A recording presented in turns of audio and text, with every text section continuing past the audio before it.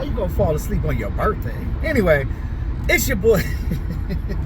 It's your boy E2 Blue coming back at you here, man. Hey, got a little man with me. So his birthday was Wednesday, so he's 3 years old now. Happy birthday to my little man Austin. Today is his birthday party actually, and we're on our way there. But he fell asleep. Like literally right before I shot the video.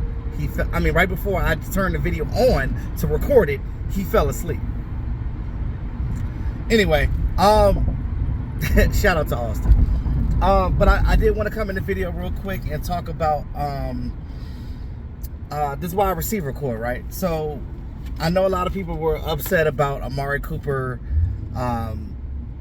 leaving the team, ultimately being traded to the Cleveland Browns. Seeing him in a Cleveland Browns suit is probably going to be one of those things, because I'm one of the ones that I'm a Amari Cooper fan. I was absolutely like excited when he got here. When they kept talking about him potentially being traded, it was annoying for me because, personally, because the fan in me really likes Amari Cooper. I like what he brings to the table. More importantly, I like the fact that these other defenses and DBs out here on other teams, they respect him. So you got to respect the guy. You know what I mean? Like the fact that he's one of the best route running wide receivers in the league, but a lot of people don't give him a lot of credit because he's not your what you call diva wide receiver, right? He's a guy that is going to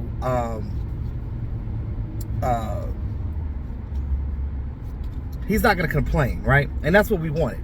We had a lot of that with Dez Bryant, and we got rid of that. And although I was a Dez Bryant fan as well, I wasn't always a fan of sometimes his outward ways. You have to know it's time and place for it, right?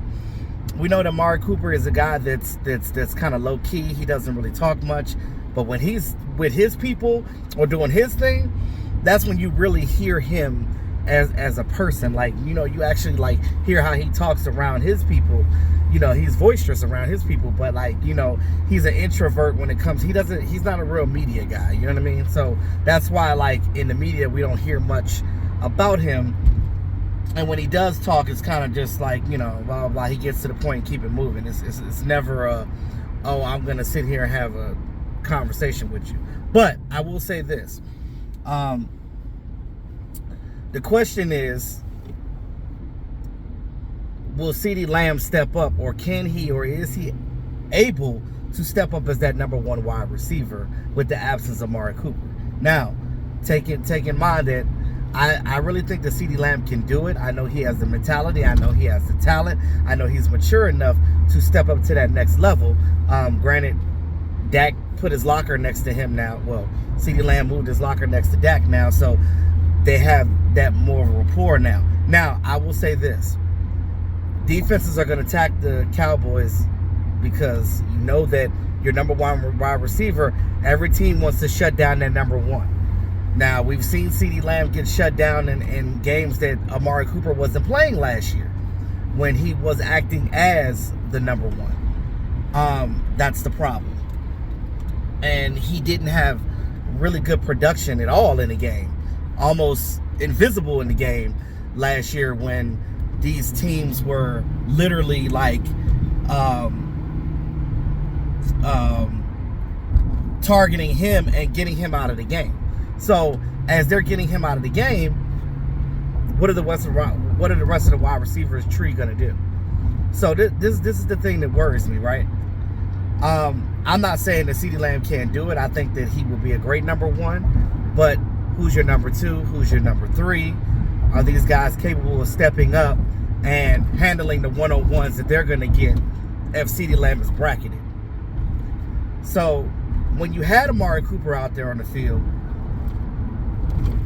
even though he got bracketed, he still was able to get his yardage and his passes. That's what made Amari Cooper so great, was the fact, just the respect of his presence being there. Teams had to respect that.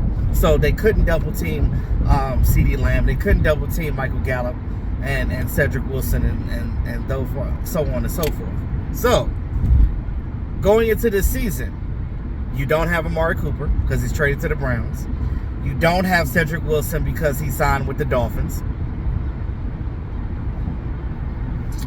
You lost Malik Turner to the 49ers. And I like Malik Turner. Now what you going to do? You have now CeeDee Lamb. Michael Gallup may miss the first month of the year. September. Maybe a little bit of October, depending on how fast he come back from his injury. You have James Washington. I know that he's dealing with that little tendonitis right now, but he'll be there first game of the season. I do got high hopes for James Washington because I looked at his tape. A lot of people said that he wasn't catching the ball well, but I really think that that's just because Mason wasn't throwing the ball well. That's just all. That's my thing. I think James Washington is a really good wide receiver. You have Noah Brown. We still don't know what Simi Fehoko is going to do.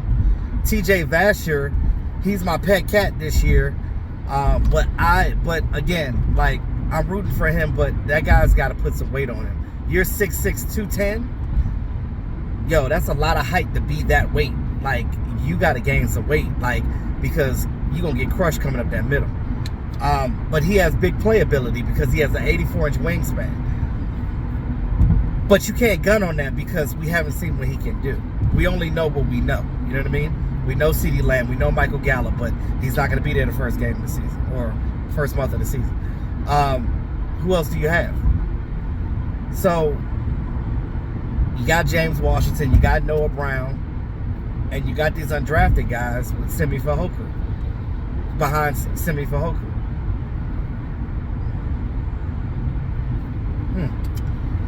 I mean, Cowboys did. There were whispers that they were looking for a veteran wide receiver. Hopefully they bring somebody in for training camp. We'll see. Just like Malik Hooker came to the Cowboys right before training camp. But Malik Hooker's another guy I want to talk about too, but I'll talk about that in another video. But right now, what do you guys think?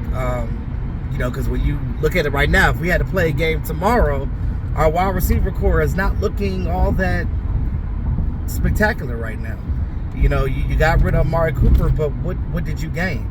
I know that you got Jalen Tolbert, you got the rookie, but what is Jalen Tolbert going to do his rookie year? Now, if Jalen Tolbert comes in here and gives you CeeDee Lamb type of production his rookie year, then okay, oh yeah, then he could be your, I guess, number 2 now, or number 3 behind James Washington. By the time Michael Gallup gets back. But that's what you have right now. What is Jalen Tolbert going to give you? We don't know. What is James Washington going to give you? We don't know. We know CeeDee Lamb, but again, he's going to be your number 1, so they're going to target him as the number 1. So you're not going to get a lot of production there. Now, you look at Dalton Schultz in the tight end position, he's probably going to get a lot of passes. That Dalton Schultz, that connection is going to be more like Tony Romo and Jason Witten from recent past. But just let me know what you guys think about the wide receiver core right now. I know that this roster is not done because, again, we still got a little while till the season starts.